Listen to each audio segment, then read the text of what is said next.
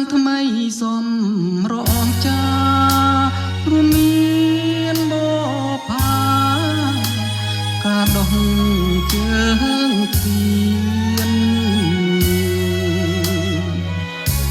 ចរិយាជាខ្មែរមានមេអូន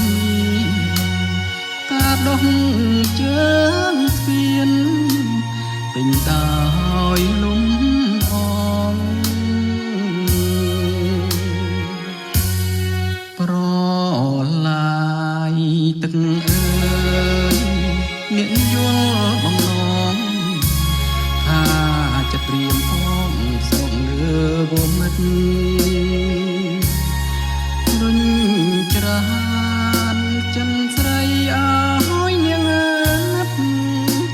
ប្រគល់ស្នេហ៍ពិតម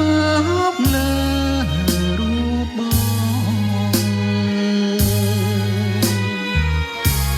អោស្ពានព្រៃប្រោះល្អស្រស់ជានិច្ចរៀងរាល់ថ្ងៃលិចលួចមើ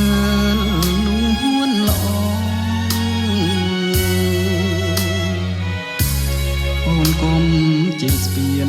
បាក់ខាងនឹងបងទុកគ្រាន់ដើ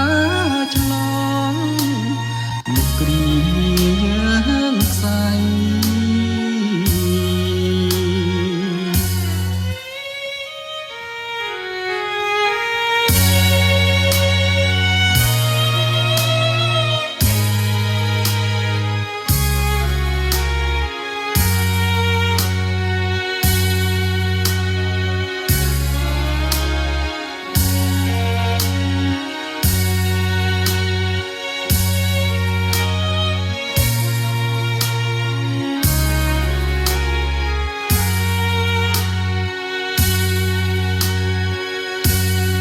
ប្រឡាយទឹកអើយអ្នកយល់បំណងថាចិត្តរៀមផងផ្សងលើវមិត្តរុញច្រានចិនស្រីអើយនាងណាត់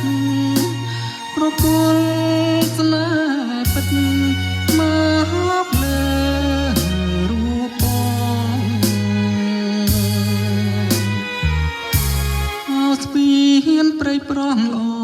ស្រស់ជានិច្ចរៀងរា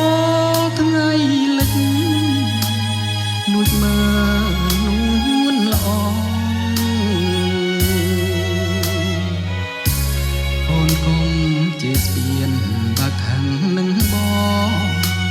ទុកគ្រាន់ដើរឆ្លងលំគ្រីយើងខ្សែ